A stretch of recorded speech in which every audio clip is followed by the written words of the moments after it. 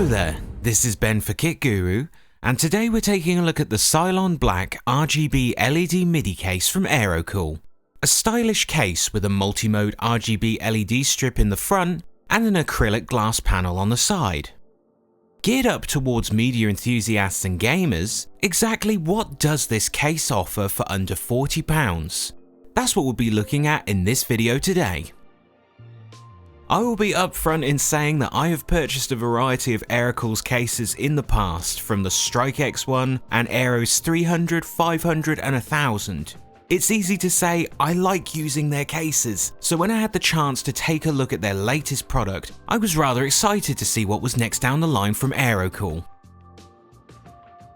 The case weighs in at 3.8 kilograms, with a reinforced plastic front panel and big sturdy legs to avoid any accidental tipping and to provide a nice level of clearance from the floor below.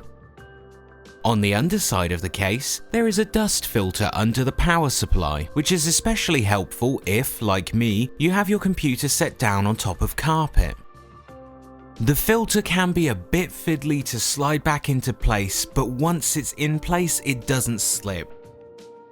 There is another filter on top of the case that is magnetically held in place to assist in reduction of dust entering the case from above. Moving further up the case, there is a shroud for the power supply and two 3.5-inch drive bays.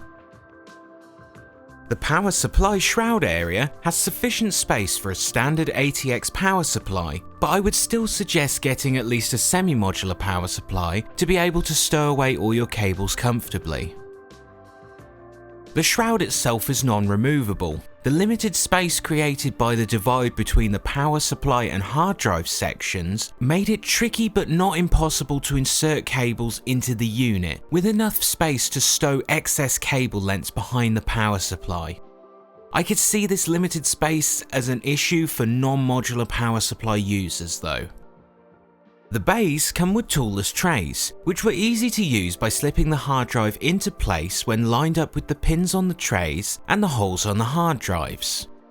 There was some degree of flex in these trays, but once a hard drive was inserted, this seemed to help the tray become more rigid. The trays also have mounting holes for 2.5-inch drives, allowing for up to 4 2.5-inch drives in total.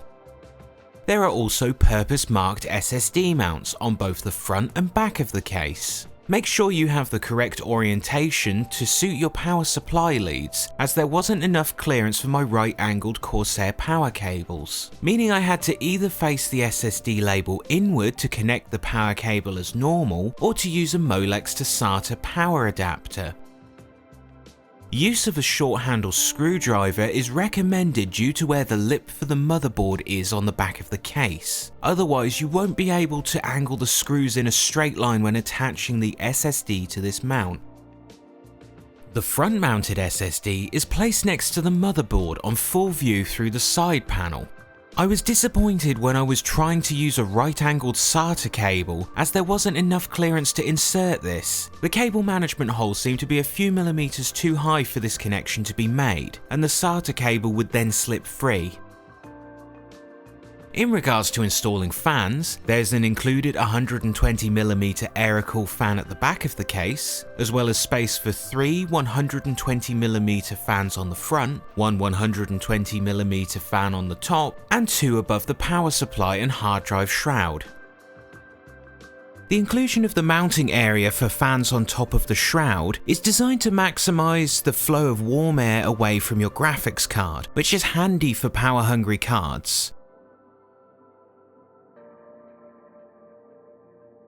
The case has standoffs and space for mini ITX, micro ATX and ATX motherboards.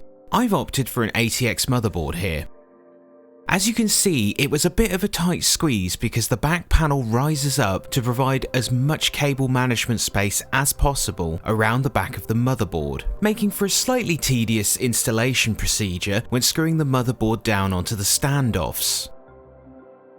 The cable management holes are not padded, so it's best to be careful when feeding these cables through. The case does include some long cable ties, but there aren't many areas to loop these round on the back of the case. There is more than enough space for a graphics card even with this full-length GTX 1060 in place, with Aerocool stating a maximum graphics card length of 34.6 centimeters. On the top of the case, you'll find the power and reset buttons, one USB 3.0, two USB 2.0, headphone and microphone jacks, plus an SD and microSD card reader. The card reader connects to a USB 2.0 header on my motherboard and performed well in matching the speeds of my external hub, coming in handy for those interested in having a card reader without the fuss of installing a 5¼ drive hub or trailing cables everywhere. I wouldn't suggest resting anything particularly heavy on top of the case, whether in use or not, as there's a lot of flex in the metal between the dust cover and the front control panel. Behind the front panel, the SATA power connector for the RGB LED strip can be found. It is a self-contained RGB system with 13 pre-programmed lighting modes. The LED strip and indicator lights on the case are very bright and vibrant. I really like the variety of different RGB modes, with my personal favourite being the smooth full colour cycle. It gives a lot of customization possibilities that work well with any components that you put inside the case, making this feature great value for money without having to buy extra cables for systems such as ASUS's Aura, NZXT's Hue series, or LED fans. The only downside to this is the fact that you can't turn off the RGB LED without outright disconnecting the power cable from the power supply or from the control board in the front of the case. The see-through acrylic side panel is slightly tinted but very reflective from the outside. The tinting works well in reducing the spill from the LED strip in the front of the case. I did have to have a second unit sent to me as the first acrylic panel was rather scuffed and scratched, but the second one had no damage. The panel does have a rather cheap look and feel, but considering the price range that this case is aimed for, it's understandable there would have to be some kind of compromise when putting a case like this together. The screws holding the side panel in place have a soft washer to help remedy against any potential cracking during movement or transport. I found the best way to keep the side panel clean without conducting too many hairs or dust and to avoid scratching the material is to use a glasses or lenses wipe or any kind of lint-free moistureless soft wipe.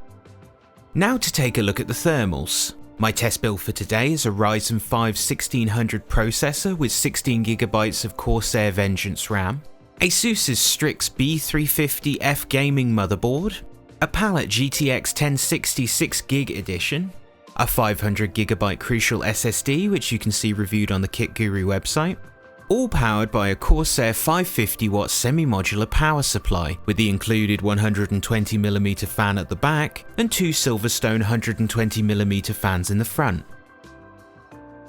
First up is IDA64's stress test across the CPU and GPU with an ambient temperature of 21 degrees. The idle temperatures were 28 degrees for the CPU and 32 degrees for the GPU, and after 10 minutes at 100% load, the CPU plateaued out at 56 degrees and the GPU at 61. The superposition benchmark from Unigine also pushed up the heat, peaking at around 48 degrees on the CPU and 75 degrees on the GPU across the 1080p medium and 4K optimized presets. In a media-related program load, I set my editing software Edius to task with making 10 proxy files for editing. At 100% load on the CPU, the temperature went as high as 52 degrees.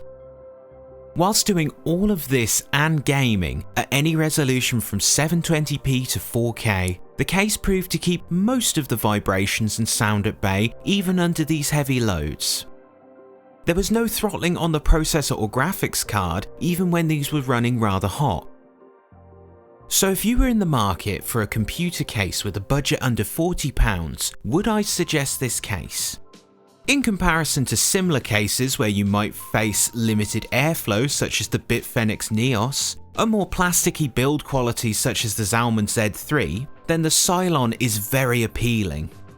If you were to spend slightly more towards the £50 to £60 range, then you would notice a difference in build quality compared to the Cylon in terms of the sturdiness of the metal and improvements to airflow, cable management and the interior space, such as Corsair's Spec 01.